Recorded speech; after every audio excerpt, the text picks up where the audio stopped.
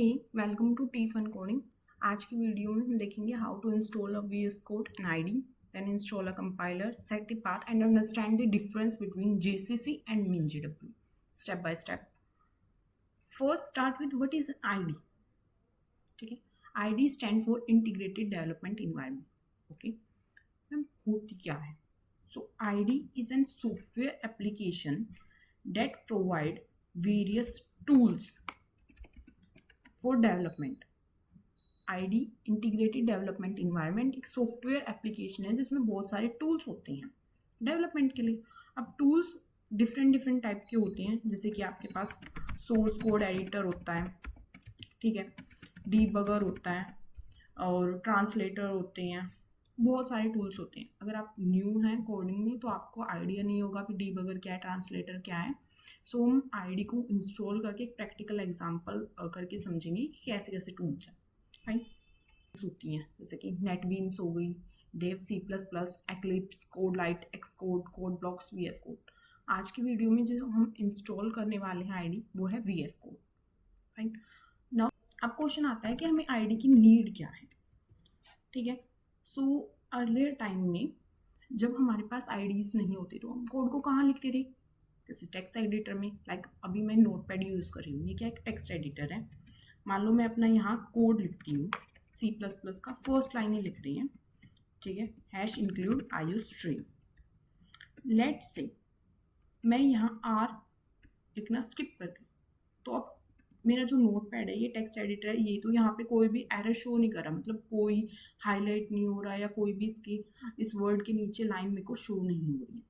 But जब मैं ID को यूज़ करती हूँ तो अगर उसमें ऐसे मैं मिस्टेक कर दूँगी तो वो वहाँ पे ऐसे एरर शो करेगा। ठीक है, एंड सेकंड देख लेते हैं। अगर मैं अब यहाँ मान लो मेन फंक्शन लिख रही हूँ, सो अब इसने मेरे को ये सजेस्ट नहीं किया कि मेन के बाद आपके ऐसे राउंड ब्रैकेट्स आनी है, फिर उसके बाद आपके ऐसे स्टार्ट होएगा, इनके बीच में आप अपना कोड लिख सकते हैं। ठीक है, तो मतलब जो मेरा टेक्स्ट एडिटर है, जो भी मैं टेक्स्ट एडिटर यूज़ कर रही हूँ, वो मेरे को कुछ हिंट्स एंड कुछ एरर्स रिमूव करने के लिए कुछ हेल्प नहीं करता।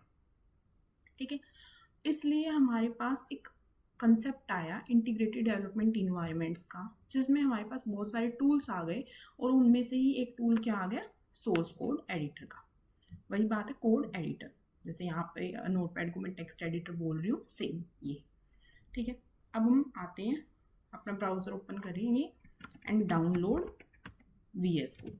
ओके, जो फर्स्ट लिंक आएगा उस पर ही क्लिक करेंगे एंड अगर आपके पास विंडोज़ है तो विंडोज़ पे क्लिक कर देंगे, अदरवाइज मैक, लिनक्स जो भी आप उसके लिए VS कोड को इंस्टॉल कर लेंगे।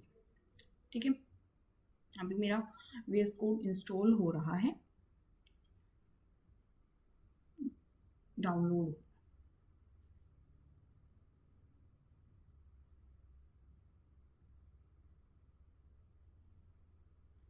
ठीक है, VS कोड मेरा डाउनलोड हो गया है, तो अभी मैं यहाँ पे क्या करूँगी, I accept the agreement and then next. आपको कुछ भी चेंज नहीं करना है, बाय डिफ़ॉल्ट रखिए, जस्ट नेक्स्ट पे क्लिक करते जाइए। ठीक है, एक डेस्कटॉप आइकन मैं क्रिएट कर लेती हूँ, बाकी मैंने कुछ चेंज नहीं किया, जस्ट नेक्स्ट पे क्लिक किया एंड देन इंस्टॉल। भी थोड़ा सा टाइम लेगा आपका, डिपेंड अपॉन आपके PC, एंड इंस्टॉल हो जाएगा।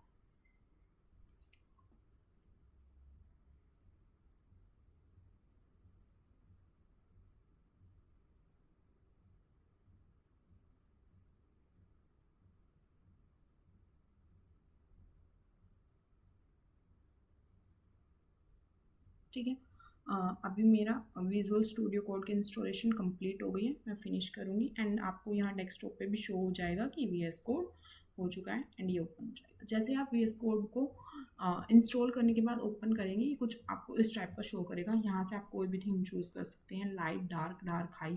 ठीक है, मैंने डार्क चूज़ की है। ओके, या मैं लाइट रख लेती हूँ, कोई भी जो भी आप चाहें वो चूज़ कर सकते हैं। ठीक है, अब इसमें ये क्या है, ठीक है, ये फर्स्ट होता है, यहाँ से आप अपने फोल्डर्स ओपन कर सकते हैं। जैसे कि अभी मैंने जस्ट इसको इंस्टॉल ही किया है तो यहाँ पे कोई फोल्डर नहीं है। ठीक है, अभी हम क्या करते हैं, डेस्कटॉप पे आते हैं और एक फोल्डर क्रिएट करते हैं, ठीक है, जिसका मैंने नाम लिखा माई कोड। ओके, फिर हम VS कोड में उस फोल्डर को ओपन कर लेंगे। यहाँ से अब मैं डेस्कटॉप पे गई, अपनी उसी लोकेशन पे जाना है एंड माई कोड फोल्डर मैंने सेलेक्ट कर लिया। जैसे ही मैं अपने फोल्डर को ओपन करती हूँ, ठीक है, मुझे ऐसा शो हो जाएगा। अब इसमें हमारे पास कोई भी फाइल नहीं है, ठीक है, सो यहाँ पर एक ऑप्शन आता है न्यू फाइल और न्यू फोल्डर। मैं यहाँ से न्यू फाइल को क्लिक करूँगी एंड मैं अपनी फर्स्ट फाइल क्रिएट करती हूँ। कोई भी फाइल है, उसके बाद आपको, अगर आप C++ में कोड लिख रहे हैं तो CPP एक्सटेंशन आपको लगानी है और जैसे आप एंटर पे क्लिक करेंगे ऐसे आपको शो हो जाएगा, ठीक है। अब यहाँ पे आपको देखिए ये आ रहा है, do you want to install the recommended C++ extension. तो जो मैं बात कर रही थी ना कि आपको जैसे इंट मेन लिखेंगे तो आपको आगे का शो हो जाएगा, वो इसी एक्सटेंशन से। तो आप यहाँ से भी इंस्टॉल पे क्लिक करेंगे या आप जैसे ही यहाँ एक्सटेंशंस में जाएंगे तो यहाँ आपको पॉपुलर एक्सटेंशंस के अंदर ये आ गई, जैसे रिकमेंडेड आ गई है, तो यहाँ से बस आप इंस्टॉल पे क्लिक कर लेंगे, ठीक है, ये इंस्टॉल हो रही है। नाउ सी, अभी हमारे पास एक कोड एडिटर आया है जहाँ पर हम अपने कोड लिख सकते हैं, ठीक है। अब जो हमारा PC है, जो हमारा सिस्टम है, वो हमारे रिटन कोड्स को नहीं समझता है। उसे क्या समझ आता है, 0 एंड 1 बाइनरी लैंग्वेज। तो हमें अपने कोड को किस में कन्वर्ट करना है, मशीन लैंग्वेज में कन्वर्ट करना है, ठीक है। तो उसके लिए मुझे क्या चाहिएगा, मुझे चाहिएगा एक कंपाइलर। तो सेकंड थिंग हमें क्या चाहिए, ठीक है, एक कंपाइलर, ठीक है। कंपाइलर क्या करती है, हमारे सोर्स कोड को किस में कन्वर्ट करता है, मशीन लैंग्वेज में, ठीक है। सो अब हमारे पास यहाँ ना, जब हम कंपाइलर की बात करते हैं तो दो टर्म्स आती हैं, एक आता है GCC, एक आता है MinGW, ठीक है। बहुत जगह ऐसे बोला जाता है कि MinGW पे कंपाइलर, आप MinGW डाउनलोड कर लेते हो, थोड़ा ना डिफरेंस होता है, ठीक है, समझते हैं। GCC क्या है, GCC stands for GNU compiler collection, okay, and MinGW stands for minimalist GNU for Windows, okay. थोड़ा सा आपको नेम से भी समझ आ रहा होगा, अगर नहीं समझ आ रहा तो इट्स ओके, हम समझने की कोशिश करते हैं। देखो, जो GCC है ना, वो हम सिंपल बोल सकते हैं एक कंपाइलर है, ठीक है। जो MinGW होता है वो एक डेवलपमेंट इन्वायरमेंट है जिसमें बहुत सारे टूल्स होते हैं। सो MinGW क्या है, एक डेवलपमेंट इन्वायरमेंट है, ठीक है, जिसमें बहुत सारे क्या होते हैं, टूल्स होते हैं। जैसे कि आपके पास इसमें होता है पोर्टेड GCC कंपाइलर। MinGW में क्या होता है, फर्स्ट होता है पोर्टेड GCC कंपाइलर। अब आप बोलेंगे कि मैम ये पोर्टेड क्या है, हमें समझ नहीं आ रहा। तो बेसिकली क्या होता है, जो हमारा GCC है उसमें थोड़ी सी चेंजेस किए गए, ठीक है, उसमें एडेप्शन की गई ताकि वो डिफरेंट OS पे काम कर ले, तो उसे हमने बोल दिया पोर्टेड, ओके। पोर्टेड, टेक्निकली हम पोर्टेड टर्म का मतलब होता है कि कुछ चेंजेस किए गए हैं जिससे वो डिफरेंट प्लेटफॉर्म पे वर्क कर सके, ठीक है।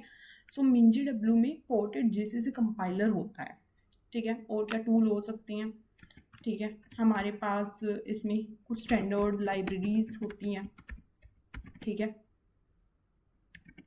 एंड और हमारे पास कुछ बिल्ड टूल्स हो सकते हैं जैसे कि डेवलपमेंट के लिए, टेस्टिंग के लिए, ठीक है। ऐसे बहुत सारे टूल्स होते हैं हमारे पास, आप इसको चेक भी कर सकते हैं ज़्यादा डिटेल के लिए।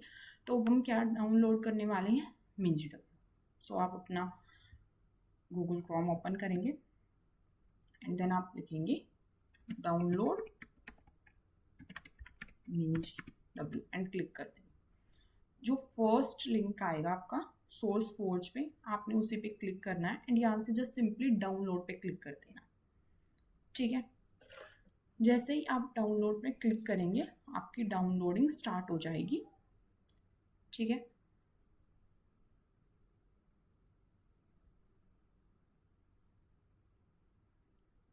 देखो डाउनलोड हो गई। फिर आप इंस्टॉल पे क्लिक करेंगे, देन सिंपली कंटिन्यू। अभी थोड़ा सा टाइम लेता है, ठीक है, इंस्टॉल होने में, तो हम इसको इंस्टॉल होने देंगे।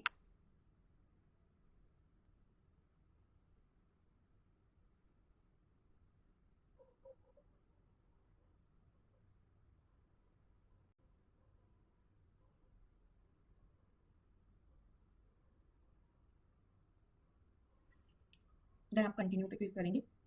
ठीक है, अब देखो यहाँ पे आपको ना बहुत सारे पैकेज शो हो रहे हैं। ठीक है, जैसे कि आपको अगर फूड एंड लैंग्वेज के लिए यूज़ करना है तो आप इस पर क्लिक करके मतलब मार्क फॉर इंस्टॉलेशन कर सकते हैं। ठीक है, जो भी आपको चाहिए। हमें C++ कोड के लिए हमें क्या क्या चाहिए होता है, एक चाहिए होता है हमें G++। ठीक है, ये GNU C++ कंपाइलर, और एक हमें बेस चाहिए होता है, बेसिक MinJW इंस्टॉलेशन। ठीक है, अगर आपको एडा कंपाइलर चाहिए या फोर्टन के लिए चाहिए, ठीक है, ऑब्जेक्टिव सी के लिए चाहिए, तो आप उनको भी सिलेक्ट कर सकते हैं। ठीक है, लेट्स से मैं सारे सिलेक्ट कर लेती हूँ। ओके, या जितनी आप हमें ज़रूरत है हम उनको सेलेक्ट करेंगे। ओके, फिर उसके बाद हम क्या करेंगे, अप्लाई चेंजेस। ठीक है, अप्लाई किया, देन वेट।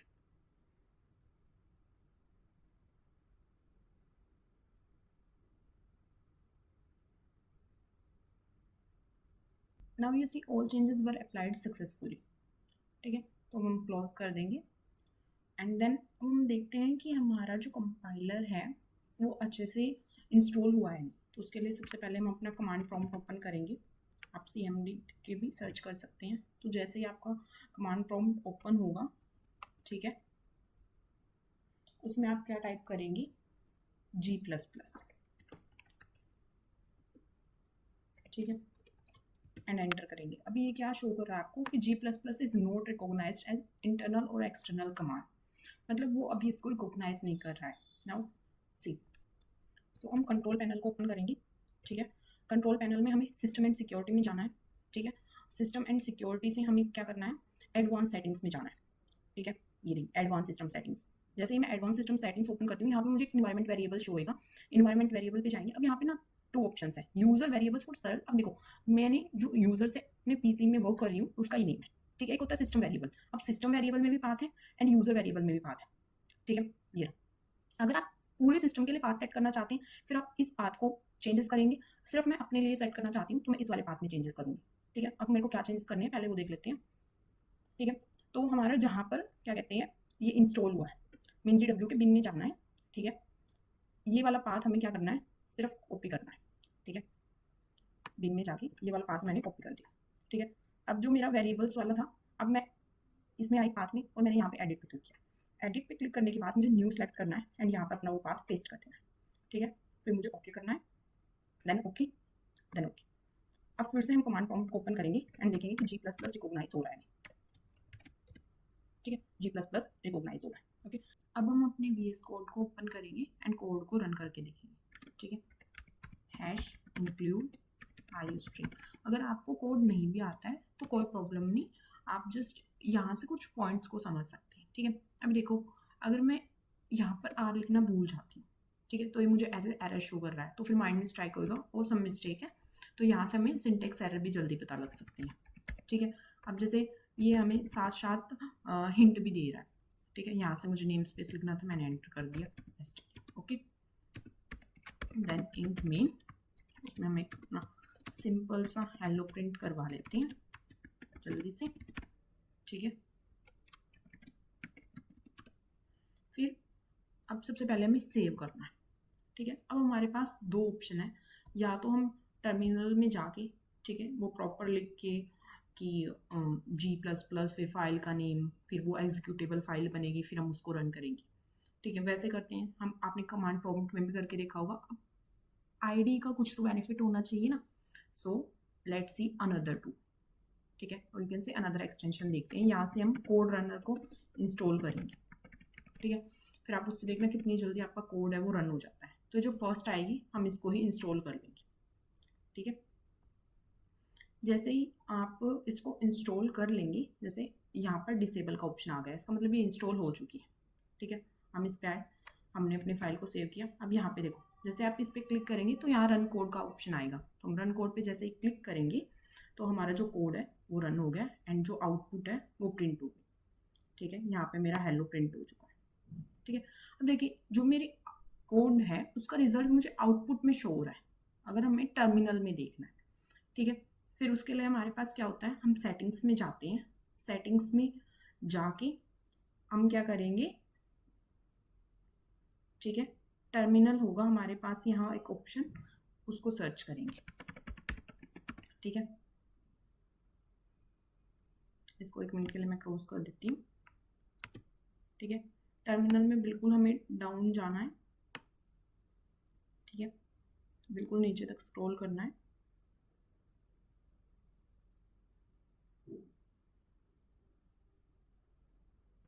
यहाँ पे ऑप्शन आएगा code runner run in terminal, तो हम इसको सिलेक्ट कर दें।